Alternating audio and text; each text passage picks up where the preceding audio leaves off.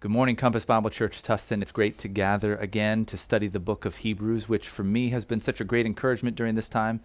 And I'm really praying and trusting that it is making a difference in your life right now too, so that whatever situations and circumstances you and I find ourselves in, we will be very fruitful for the kingdom of God and accomplishing our mission to make disciples for the honor and glory of Jesus Christ. And to do that, we need to understand the essence of what faith is. And that's what we've been talking about this entire time. Faith overcoming fear. I've been thinking about that, and I've been thinking about the men and women in our congregation who serve in the healthcare environment, putting themselves on the line, very thankful for their sacrifice. The reason why I was thinking about that this week, though, is because I read an article that depicted a healthcare worker back in the 1918 Spanish flu pandemic that was not so exemplary. In fact, her name was Slick Julia Lyons. Slick Julia Lyons. And during the pandemic of the 1918 Spanish flu, Miss Lyons, under a pseudonym, posed herself as a nurse. See, what happened in Chicago, it was hit especially hard with the Spanish flu. And they were desperately looking for healthcare workers, nurses to come in and to do in-home visits to be able to help people, keep them quarantined so they could get those healthcare services. And so Miss Lyon knew that they needed people to come on board. So there was going to be a very not so arduous process to get involved in that. It was going to be pretty easy to slip through. They weren't going to be so strict in the type of interviewing that they were going to go through to become a healthcare worker in that time. So she passed and she went on. And what she would do is she would dress up and look exactly like one of the nurses who was going around to help people.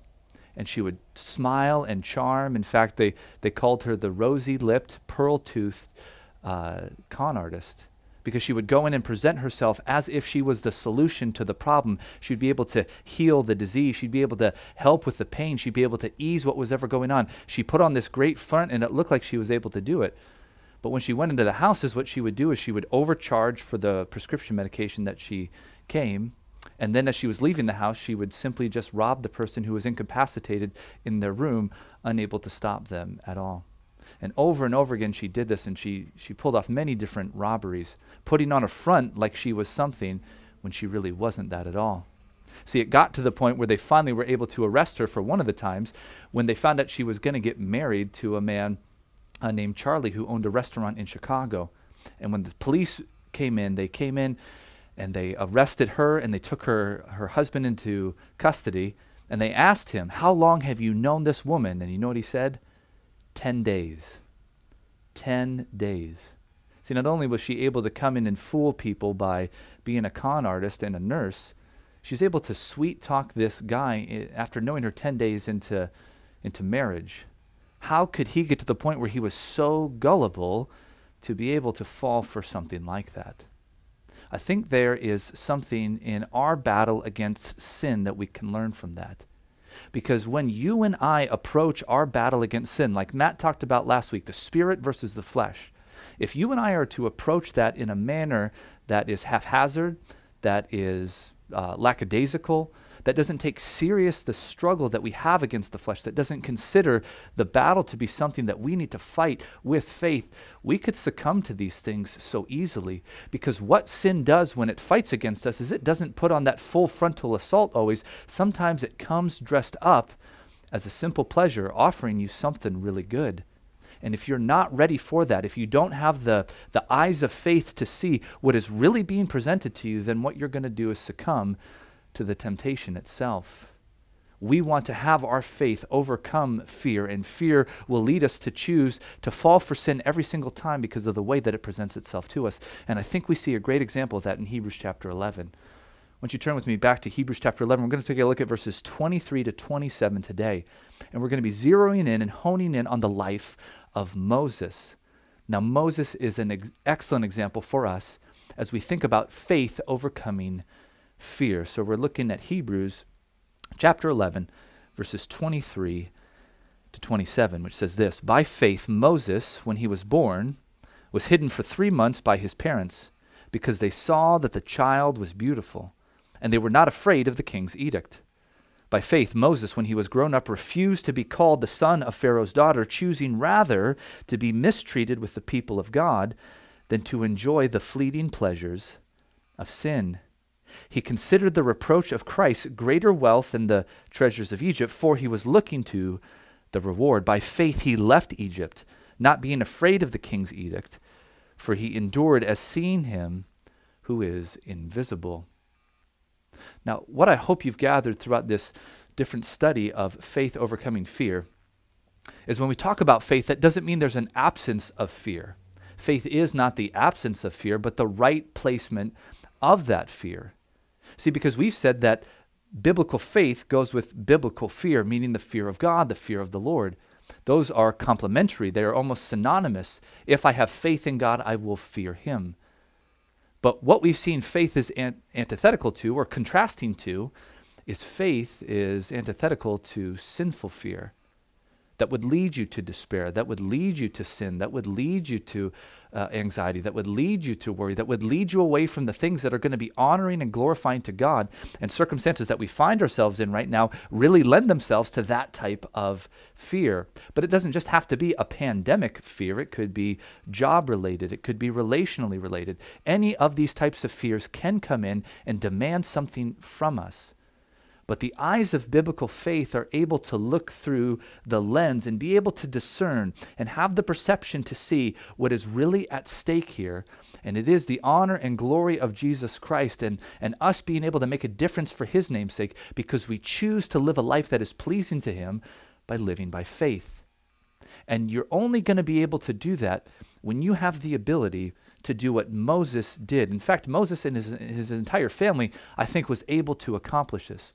And you know what they were able to accomplish? When they were faced with the reality of sinful fear, they stood up against it. They didn't back down from it. They didn't acquiesce to it. They didn't let it have control or dominion in their life. And that's often what will happen if we choose to look at a situation that is trying to control us with sinful fear. If we don't stand up to it, if we don't look at it through the eyes of biblical faith and say, I am not going to give in to the demands of this sinful fear, then we're going to acquiesce. We're going to give into it. We're going to fall prey to it every single time. So I want you to write that down, number one, on your outline this way.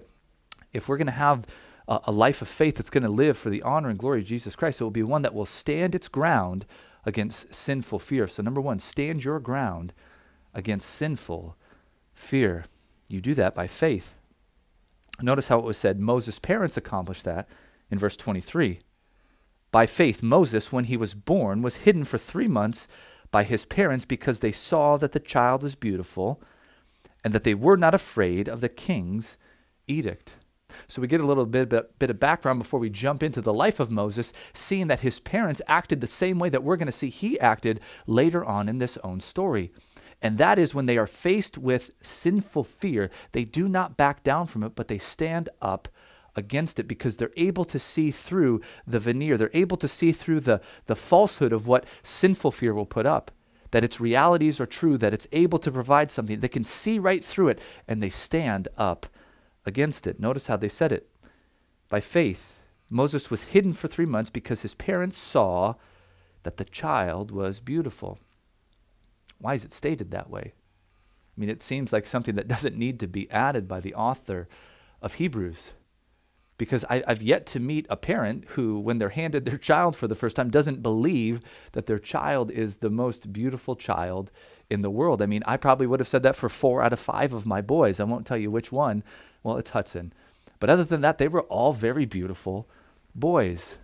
And what parent doesn't believe that their child is beautiful? But I think the word here has a little bit more than just some sort of winsomeness or beauty on the outside.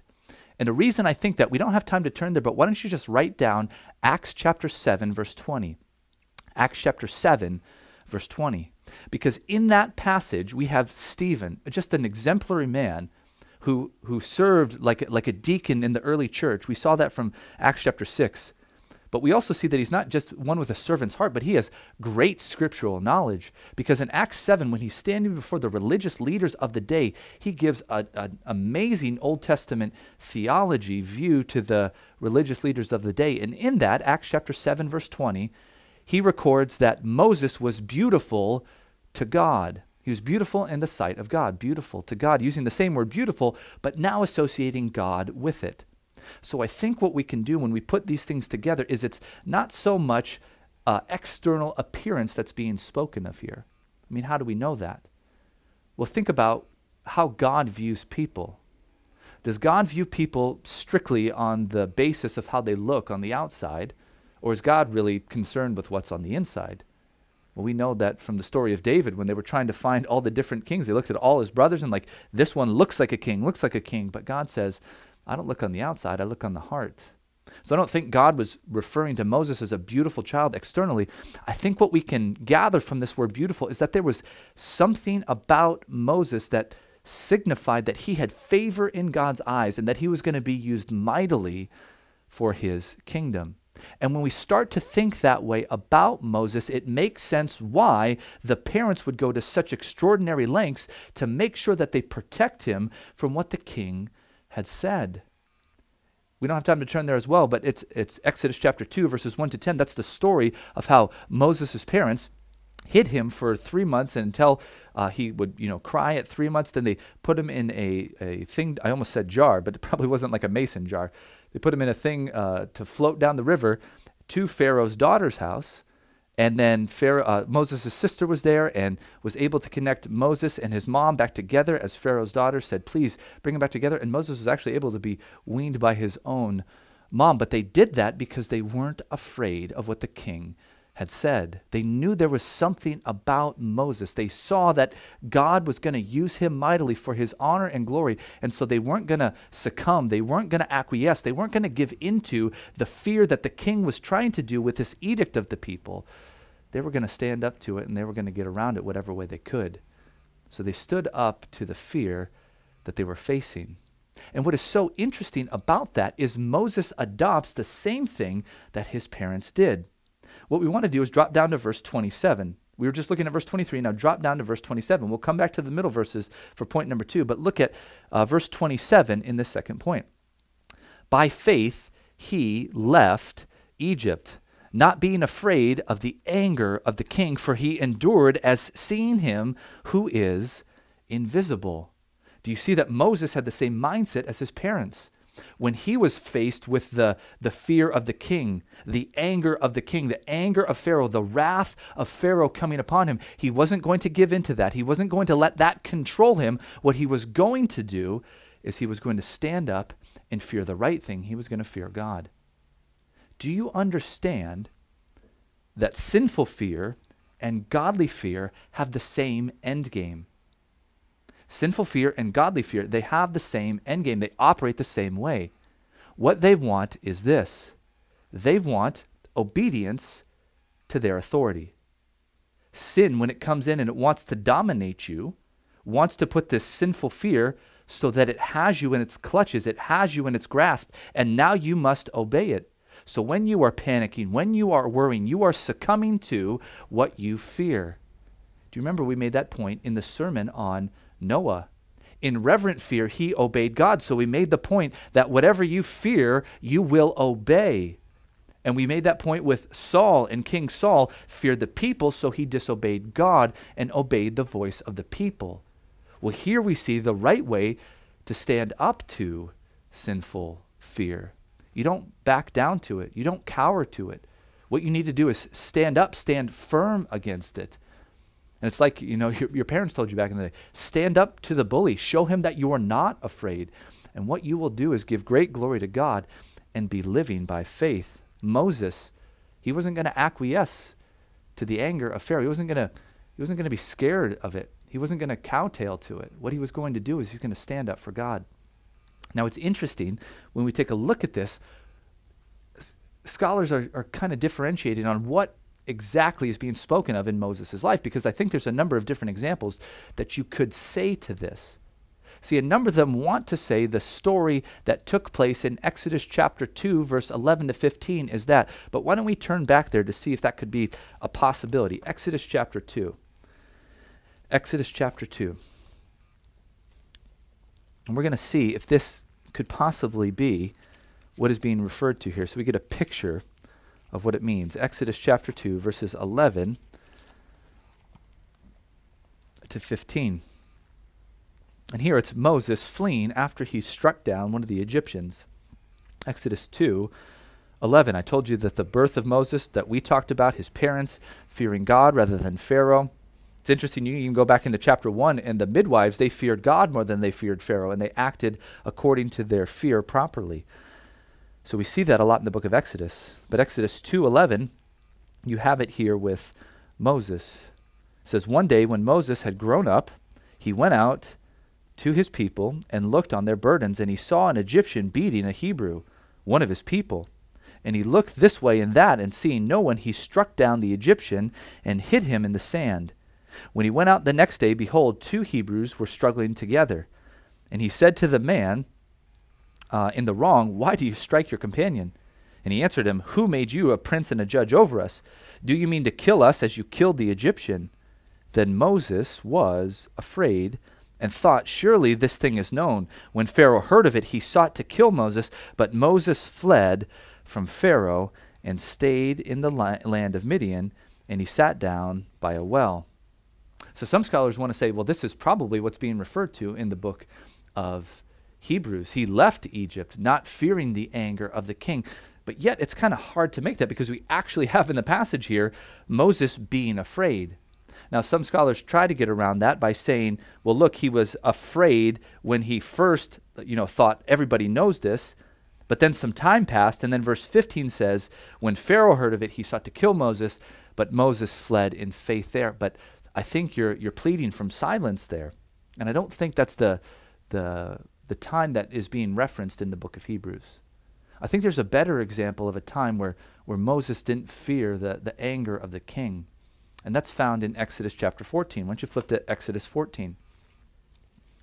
And this is the time after Moses has led the people out of Egypt. And the 10 plagues have destroyed any hope of the gods of Egypt of having any sort of victory over God himself. And over again, God proved himself to be faithful. God proved himself to be strong. He showed the greatness and the grandeur of who he was to Pharaoh, so much so that Pharaoh told the people, get out, and he gave them everything that God had promised, and the Israelites were on their way to the promised land. But if you remember, there was a time where Pharaoh wised up, and he goes, wait a second, we shouldn't have done this. And if you take a look at chapter 14 of Exodus, take a look at verse 11. Pharaoh and his people, they're coming to get him now, and he realizes we shouldn't have let these people go. Verse 11, the people, they look at Moses and they say, is this because there are no graves in Egypt that you have taken us to die in the wilderness? What have you done to bring us out of Egypt? Is this not what we said to you in Egypt? Leave us alone, that we may serve the Egyptians, for it would have been better to serve the Egyptians than to die in the wilderness. If you back up to verse 10, you notice why the people were saying that. Notice that they saw the Egyptians were marching after them, and it says this, they feared greatly. See, look, the people now have this external fear that has that grip on them, and they're going to acquiesce. They're going to give into that fear. They're not going to stand up to it. And they're going to say, we shouldn't have never left Egypt. We should go back and we should serve those people. We should go back into servitude and the wretchedness of that life, because it's better to do that than it is to die right here, which doesn't match anything that we've learned in the book of Hebrews. All the people who have faced the fear with true faith have said, it doesn't matter if I die without the promises of God. I know God will be faithful to his promises. Now watch Moses' response to their fear.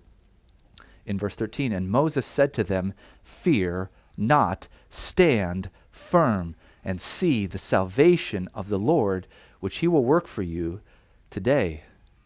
See, this is the time where I think Moses is standing up, and he is not afraid of the anger of the king. It doesn't matter if he's pursuing him, and it doesn't matter if it looks like nothing can happen, because he has a belief that God will be faithful to do exactly what he's promised to do. And isn't that our definition of faith? A persevering and practical trust that God has, is, and will accomplish everything according to his word. Moses has that, and so he's standing up in faith against this. He's not going to panic. Now, that doesn't mean that there's probably no fear and no trepidation inside of it, but Moses is able to overcome that, and he's telling the people to stand firm. You and I must do the same thing. Now, to be fair, it is tough to pinpoint this in the book of Hebrews as the example, because if you go back to the book of Hebrews, you'll notice something. We're in verse 27 saying he left Egypt not being afraid of the anger of the king, for he endured as seeing him who is invisible. But notice verse 28, by faith he kept the Passover and sprinkled the blood. And then verse 29, by faith the people crossed the Red Sea as onto dry land. So it seems like, if what I'm saying is correct, that the author is kind of going out of order, and that's kind of the point thrown to people who take this position. Well, it's not chronologically correct that he would talk about leaving and then talk about being at the point of crossing the Red Sea and then go back to talk about the Passover. Why would that be if this were the example that he were talking about? But I think if we just pause for a moment and ask the question, has the author of Hebrews, especially in chapter 11, is he concerned with a strict chronology about every single person that we've looked at? And if we're just take a look at a few examples, I think you'll see that the author is not always concerned with giving you a strict chronology about the events of people's life. What he wants to do is give you the best example of faith versus fear. See, take a look at Hebrews 11:9. We're going back to the story of Abraham. Watch this. By faith, Abraham, he went to live in the land of promise as in a foreign land, living in tents, notice with this, with Isaac and Jacob. So he's talking about living with his boys when he's there, who are heirs with him of the same promise, for he was looking forward to the city that has foundations, whose designer and builder is God. Now, verse 11, again, remember I said, is implicitly Abraham. So by faith, Abraham received power to conceive, even when Sarah herself was past the age, since he considered him faithful who had promised. Therefore, from one man, and him as good as dead, were born many descendants, as many as the stars of heaven, and as many as the innumerable grains of sand. Now, think about that. In verse 9, he's talking about living with Isaac in the land. And yet then in verse 11 and 12, he's talking about going back to the time when Sarah was barren. So it's not a strict chronology there that he's holding to Abraham. The author is just trying to give you the best example of faith. You can drop down to verse 32 of the same chapter and notice this. He says, and what more shall I say? For time would fail me to tell you of Gideon, Barak, Samson and Jephthah, of David and Samuel and the prophets. If you notice that, that's out of chronological order. Barak comes before Gideon, Jephthah before Samson, Samuel before David, and yet the author lists them just out of chronological order because it's not his point to give you a strict timeline to what's going on. He just wants to give you examples of faith. So I think we can take Moses standing up, telling the people to stand firm, fear not.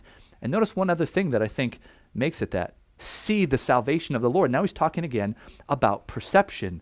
Look for what God is going to do. And back in Hebrews 11:27, what did it say? For he endured as seeing him who is invisible. See, that's how you're going to stand firm for God. Do you guys understand the necessity of having that faith-filled perception to see God at work when really it doesn't seem like anything is possible? That is why God puts us in situations like this, a pandemic, a loss of a job, a poor diagnosis. All of these are different opportunities for us to be able to stop looking at the situation and through the eyes of faith, being able by God to have a different perception on something that looks bad on the outside. I think that's what God is getting us to do so we can stand firm against these things. How are we able to do that? I mean, he highlights Moses as seeing something that's invisible. Over and over again in the New Testament, God is described that same way. Do you remember, it's 1 Timothy, I think, 1:17. Now to God, immortal, invisible, the only wise God, 1 Timothy 1:17. Where you think of Colossians 1:15, Jesus is the image of the invisible God. So we're highlighting a God that's not tangible for us, that we can't put our hands on, but we still have to look by faith to see him in action. How do we do that? We need something to enable our perception so we're able to do that. Something that is not natural to us, something that has to be granted to us or given to us. Maybe an example in the Bible, go to 2 Kings chapter 6. 2 Kings chapter 6. Story about Elisha the prophet. 2 Kings chapter 6. See if you can follow along with me. 2 Kings chapter 6. Take a look at verse 11. 2 Kings 6:11. And the mind of the king of Syria was greatly troubled because of this thing, and he called his servants to him and said, "Will you not show me who of us is for the king of Israel?" And one of his servants says, "None, my lord, O king, but Elisha the prophet, who is in Israel, tells the king of Israel the words that you speak in your bedroom." And he said to him, "Go and see where he is, that I may send and seize him." So the Syrian army is on their way to go get the prophet Elisha. And it was told to him, "Behold, he is in Dothan." So verse 14, the king of Syria sent his horses and chariots and a great army, and they came by night, and they surrounded the city where Elisha is. Verse 15, the servant of the man of God rose early in the morning and went out, and behold, an army of horses and chariots was all around the city. And the servant said, "Alas, my master, what shall we do?"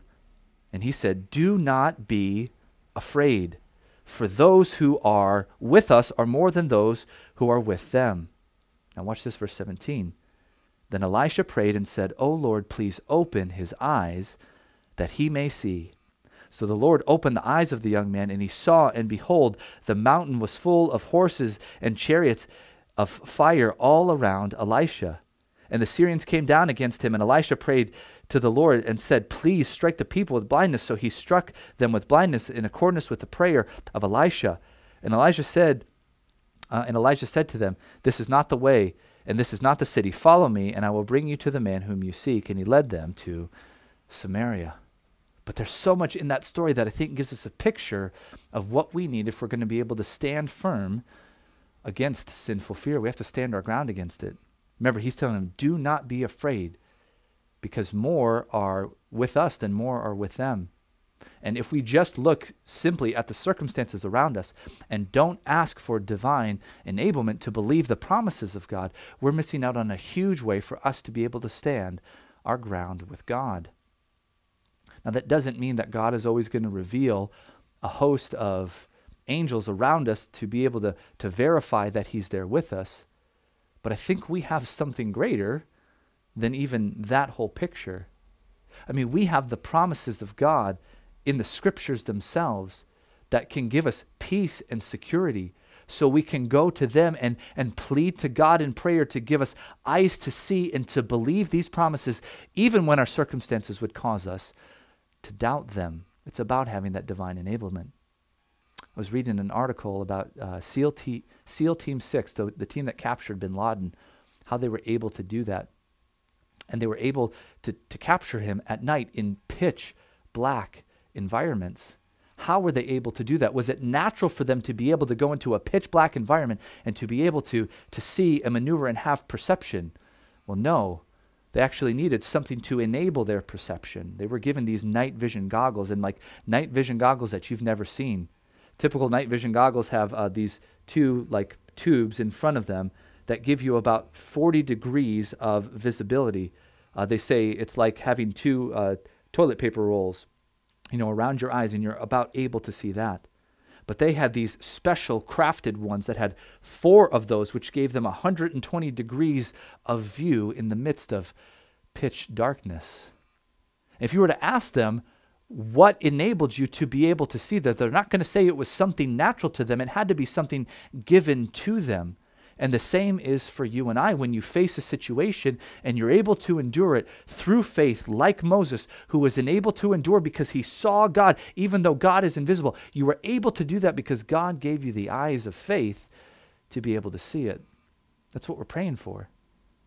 You can just mark it down. We don't have time to turn there, but you just think of Ephesians chapter 6, being able to stand firm against the schemes of the devil, because our battle is not against flesh and blood. If we think it's simply circumstantial on the outside, we're missing the point. All that goes on is a battle for God's honor and glory.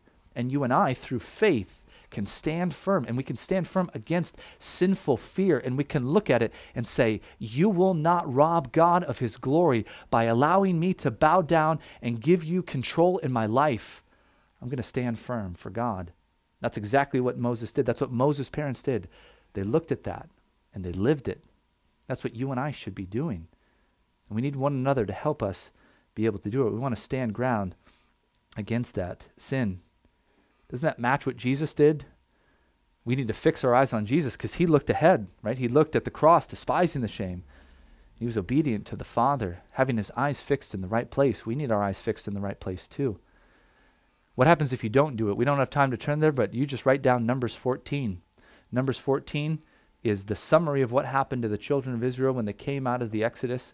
They had God's word, God's promise. You go into the land of promise, the land flowing with milk and honey. They look big, but I'm going to help you beat them. Here is my word and my promise. And they should have, through faith, conquered those people. But in unbelief, they didn't. And it says they greatly feared. And that caused them to miss out on the blessing of the promised land. God is asking you and I to stand in the face of sinful fear so he gets the honor and glory. And we will not bow or give in to the control that sinful fear longs to have into our life. That's what faith will allow us to do in our battle against sin. But if you go back to Hebrews chapter 11, there's something else that it helps us do in our battle against sin. I told you we skipped over it. We looked at verse 23 and 27 in point 1. Now we're going to look at verses 24 to 26 in point number 2. It says this, by faith Moses, when he had grown up, refused to be called the son of Pharaoh's daughter, choosing rather to be mistreated with the people of God than to enjoy the fleeting pleasures of sin. He considered the reproaches of Christ greater wealth than the treasures of Egypt, for he was looking to the reward. There is so much richness in this section that helps us as we begin to evaluate our battle against sin. And much like that illustration we gave at the beginning with slick Julia Lyons, sin will often present itself as something that is going to offer the solution. It will provide the relief. It will give you what you're looking for. But in the end, it will rob you of everything that you hold precious and true. And when we come to learn that, when we're enabled to see that this is what sin does, then we'll have every opportunity to live for God a life of faith that is pleasing to him. How are you able to do that? Well, I think we need to do what Moses did. We've got to make some right choices in our life. So why don't we write it down, number 2, this way. In our battle against sin, we have to choose to embrace delayed gratification. We have to choose to embrace delayed gratification. You see, sin is always trying to get you to panic and think of the immediate.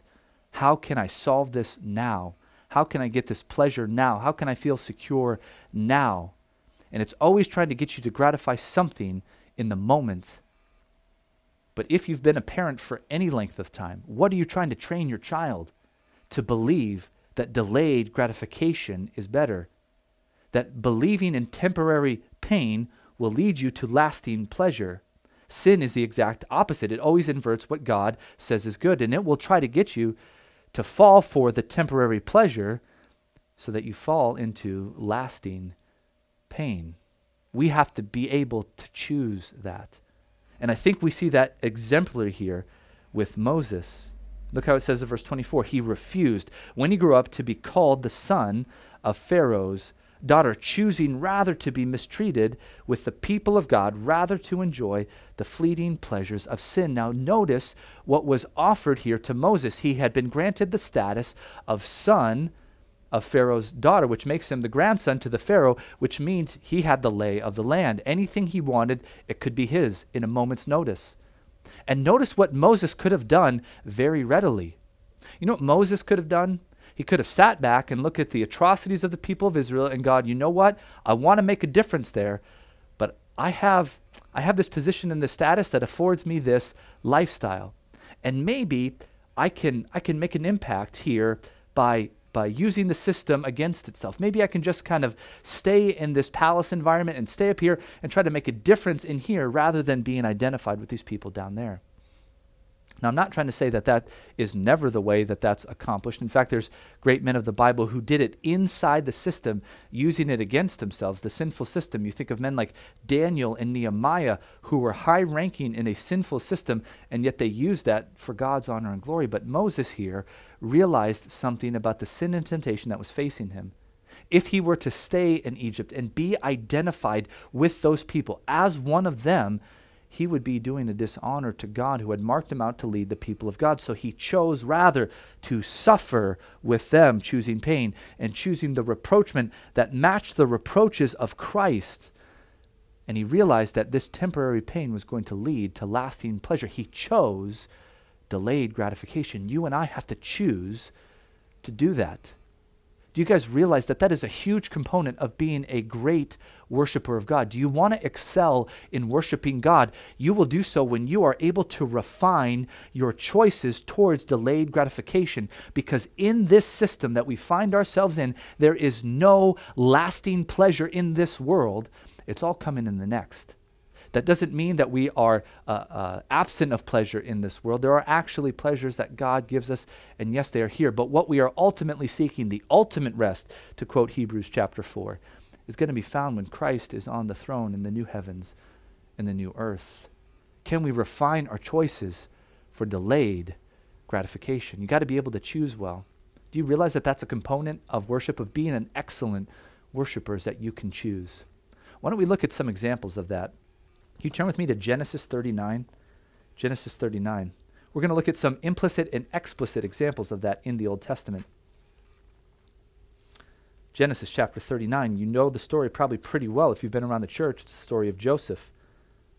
And what did Joseph do when he was offered some temporary pleasure? Genesis 39. Now Joseph had been brought down to Egypt, and Potiphar, an officer of Pharaoh, the captain of the guard in an Egyptian, had brought him from the Ishmaelites and had brought him down there.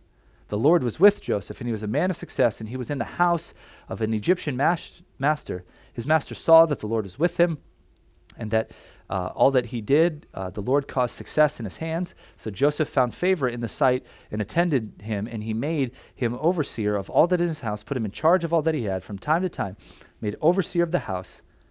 And you drop down to verse 7. Joseph had been given everything. This is where I want to get to, verse 7. After a time, Potiphar's wife cast her eye on Joseph and said, "Lie with me." But he refused and said to his master's wife, Behold, because my master has no concern with anything in the house, and because he's put everything that he has in my charge, he is not greater in this house than I am, nor has he kept back anything except you, because you are his wife. How then could I do this great wickedness and sin against God? And as she spoke to Joseph day after day, he would not listen to her, to lie beside her, or to be with her. What an example to you and I of someone who can look in the face of pleasure. You see, you and I are fooling ourselves if we think we're going to get to the point where sin offers no pleasure to us. It does. There is momentary pleasure. But that's where the refining of your choices come in. Can you choose something better? And Joseph, day after day, time after time, realized that I could not do this and sin against God. He had his eyes focused. His eyes enabled to see that obedience to God, fearing God, was going to be much more pleasurable than whatever momentary fling in the sack was being offered to him. Now again, we don't have the same words here, but it's very interesting that the author Josephus, the Jewish historian, when he wrote about Joseph, used similar words to what we have in Hebrews chapter 11 about the choice. Listen to what Josephus said about Joseph. He said, Joseph chose rather, sounding very much like the book of Hebrews, to suffer unjustly, even to endure the supreme penalty, than to seize the pleasure of the present. That was Josephus's commentary on Joseph's life. That's what you got to be able to choose between. Seizing the pleasure of the present, or getting the lasting pleasure that comes from God. You have to be able to find that. You have to be able to choose that. Let's see another example in the Old Testament. Turn to Joshua 24. Joshua 24. See this element of choice. The Old Testament was originally written in Hebrew, and then it was translated later on into Greek. In this section right here, Joshua 24, verses 14 and 15, uses the same word of choice that we have in the New Testament from Hebrews chapter 11. Joshua 24, 14 and 15 says there, Now therefore fear the Lord and serve him in sincerity and in faithfulness. Put away the gods your fathers served beyond the river and in Egypt, and serve the Lord. If it is evil in your eyes to serve the Lord, Choose this day whom you will serve, whether the gods of your father in the region beyond the river or the gods of the Amorites in whose land you dwell. But as for me and my house, we will serve the Lord. Do you see there's a choice? You can fear rightfully with faith the God of the universe who created all things, who's moving all things according to the counsel of his will, who will one day grant to us all the promises that he's already guaranteed us to have in Christ because he sent his son to die for our sins and rose again 3 days later, guaranteeing the resurrecting power of the Spirit being in us to receive those one day. Fear him and realize that those pleasures are coming, or choose to follow those other gods. See, this is the explicit statement. I hope you choose well and wisely each day whom you're going to serve. One other one, we don't have time to write it down, but the story of Elijah when he's battling the prophets of Baal, he doesn't say the word choose, but he says this phrase. I love it in the Bible. You can look it up later.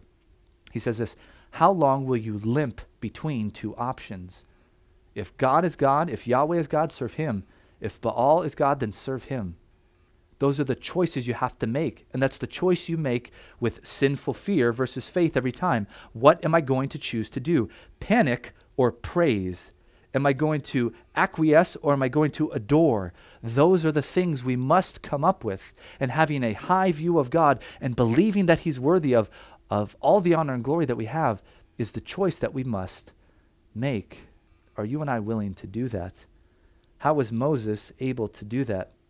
Why don't we go back to Hebrews chapter 11 to see this? Hebrews chapter 11 to see this.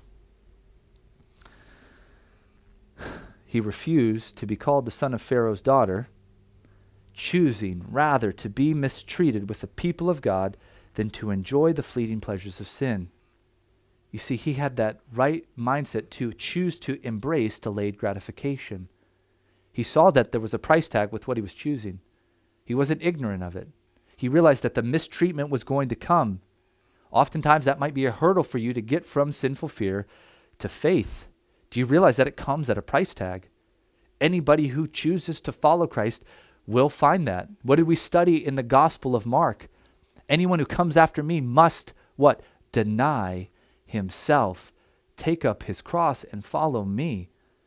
And when we realize that that's the life of a disciple, that might be one of the hurdles that's hindering you from turning from sinful fear to faith.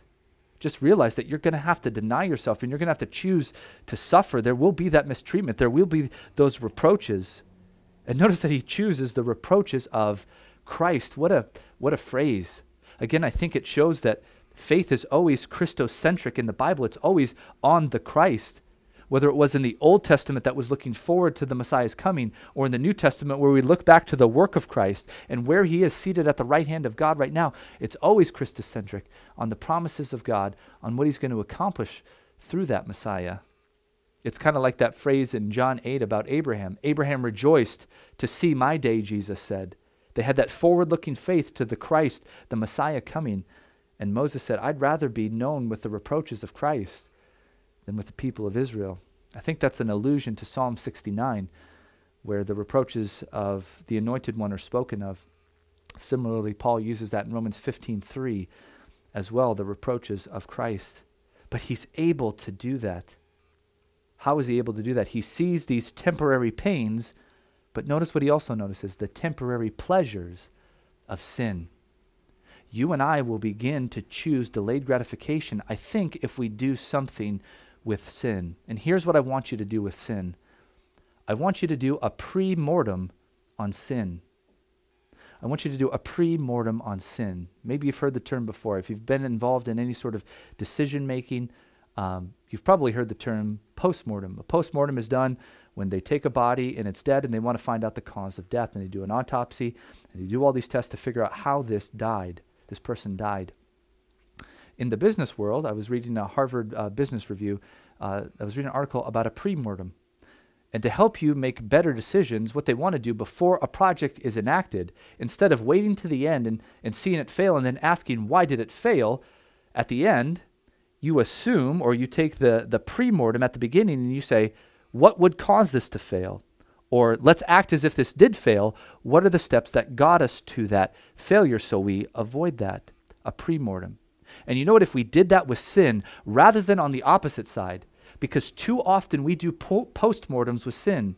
We sin, then we feel guilty about it. We beat ourselves up with it over and over again, and we're looking, why did I fail again? Why did I fail again? Why did I fail again? Why not, with the eyes of faith, do a pre-mortem on sin? Why not go, what does the Bible say about sin? And here, don't we have something so clear that should cause you and I to have such a distaste of sin in our mouth, because by God's grace, he's been so patient with us. At times, we've felt that fleeting pleasure of sin. Can you feel it just slipping out of your hand? Like if you just had, you went to the beach and you just grabbed a bunch of sand and you began to let it slip through your fingers and you saw that it wasted away into nothing. That's what sin in its pleasure offers you. And we have that here in the scriptures from the God of the universe, who knows all, who will tell us that this sin will not fulfill. It will not give you what it's promising. It is not able to satisfy like it says. Isn't that what happened in the garden? You will be like God if you eat this. And the desire was there. And what happened? It couldn't fulfill it. They were already as much like God as they were ever going to be. But Moses, by faith, does that pre-mortem. Listen, if I stay here, there is pleasure, but it is temporary pleasure. How is sin able to do that so well in our lives? Can you turn with me to the book of Ephesians? Turn with me to the book of Ephesians. How is sin so good at doing this? Ephesians chapter 4. Take a look at verse 20, Ephesians 4:20. Notice what it says.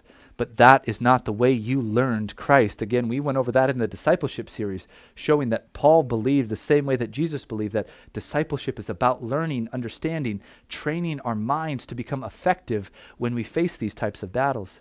Assuming that you have heard about him and were taught in him, as the truth is in Jesus, to put off the old self, which belongs to your former manner of life and is corrupt through, here we go, deceitful desires.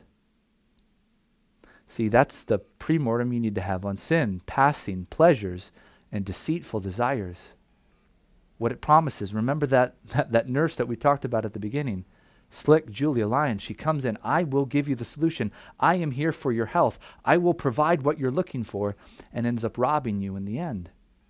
If somebody told you beforehand, listen, if you get this nurse, this is what she's going to do to you, you would not accept her as a nurse. And the Bible here is laying out for us over and over again, sin cannot satisfy. Why do we believe that desire? Well, because we fall for its lies.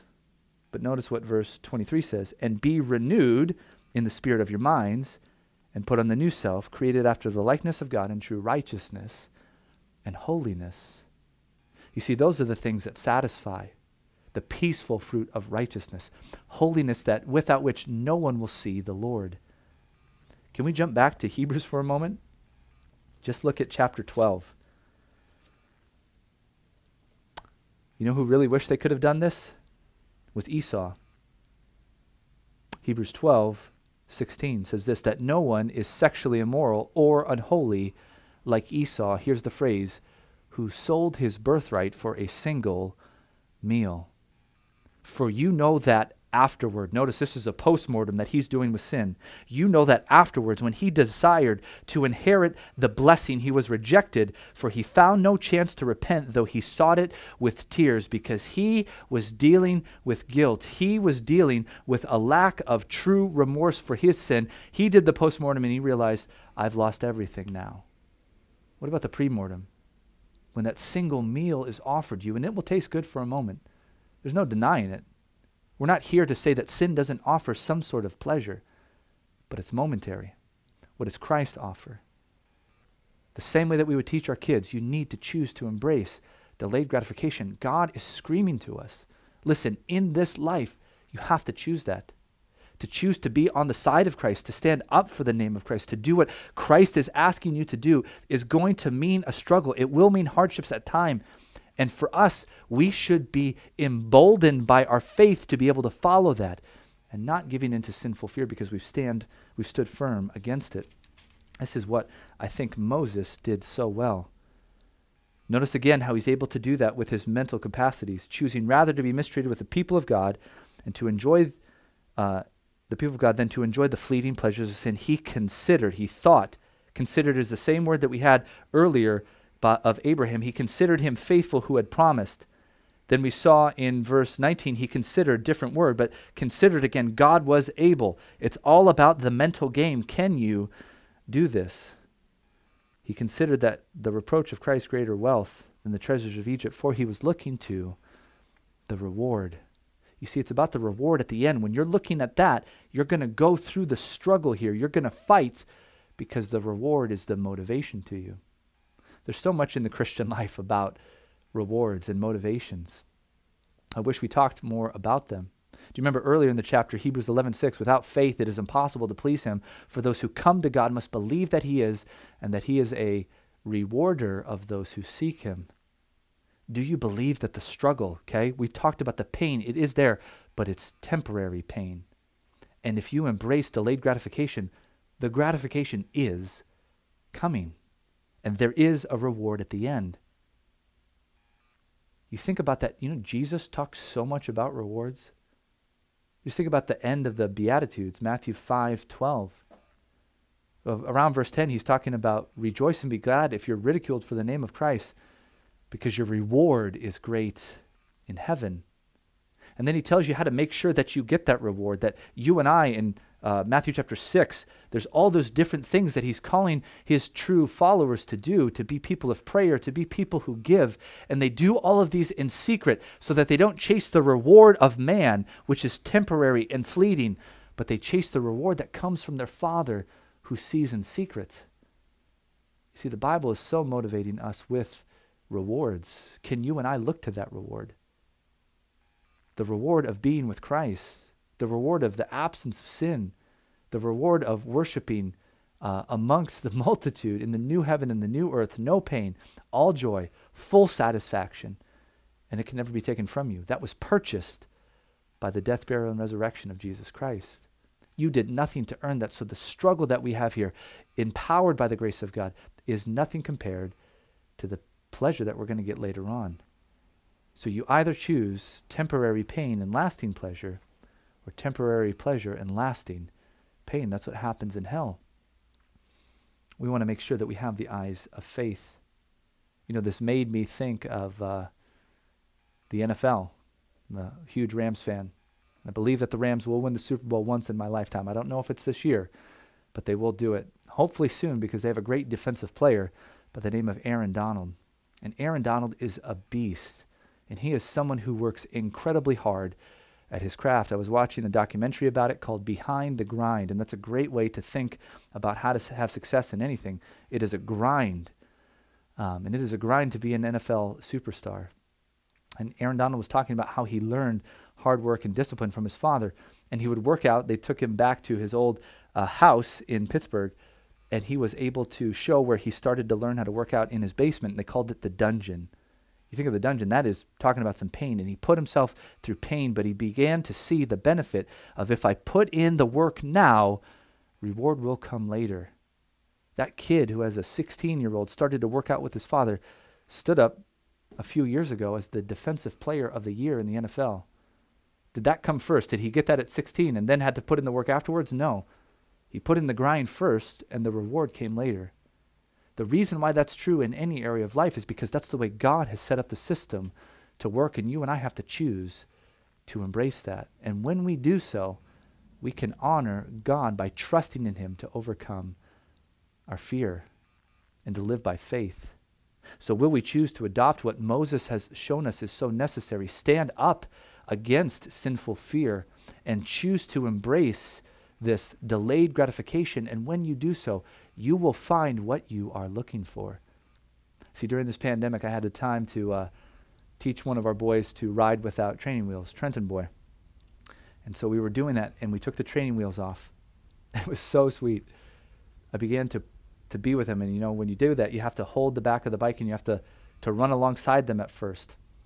And then you do that, and then you tell them, okay, now I'm going to take my hands off, and you're going to be going a little bit on your own.